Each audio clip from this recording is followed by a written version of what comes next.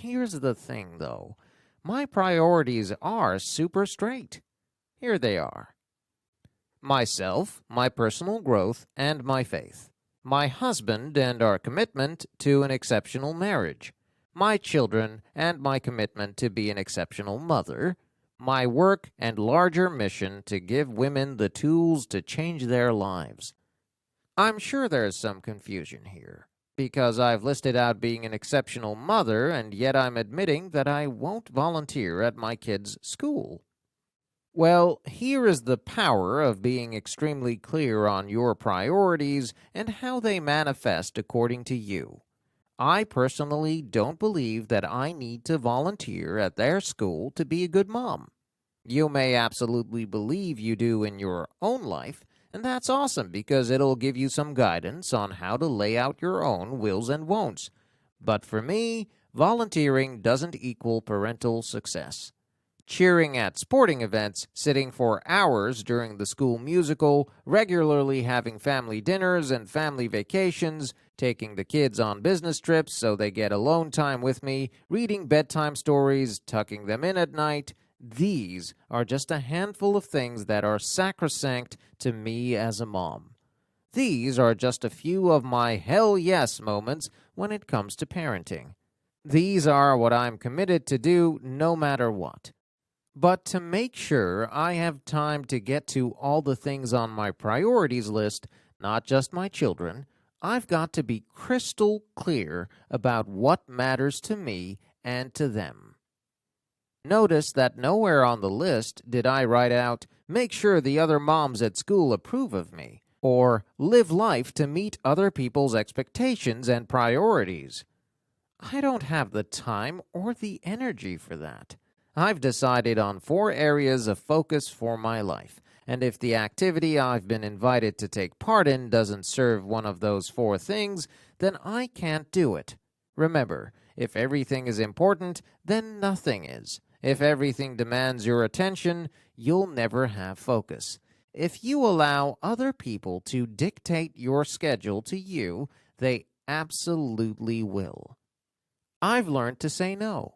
More than that, I've learned to say no without even 1 second of guilt or shame about it. And I can tell you that it's magic.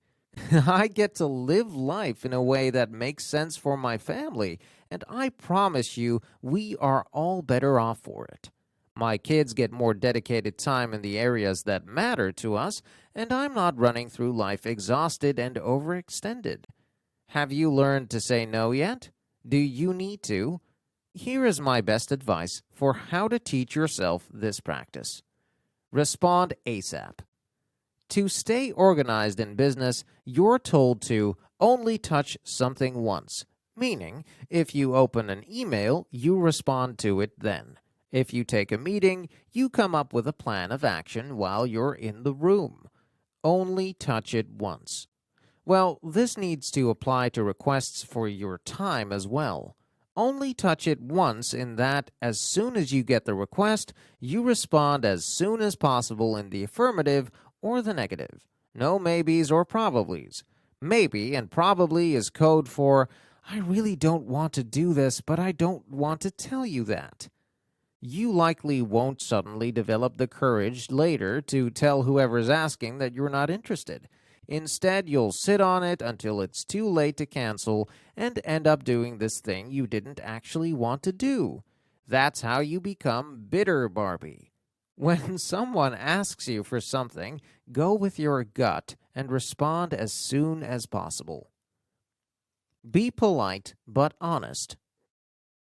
I get so many requests, you guys. You can't even imagine the amount of emails asking for mentorship, advice, nonprofit support, and product endorsements flooding my inbox on the regular. For years and years, I agreed to every coffee date, every request to pick my brain, and every charity opportunity that came my way, and I was drowning in it. I didn't know how to say no because I felt a responsibility to give back and show up for others. Then I had an epiphany. Every time I gave someone an hour, I was taking an hour away from my kids. Every time I gave someone an hour, that was less energy I had to devote to my marriage.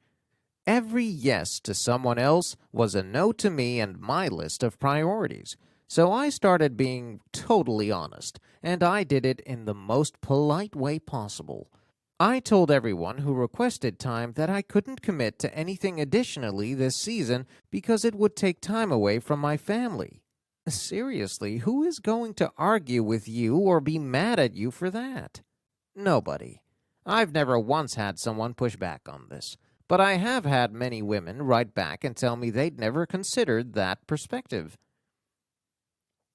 A yes to their agenda is a no to yours. Be honest about what you can commit to and do it politely.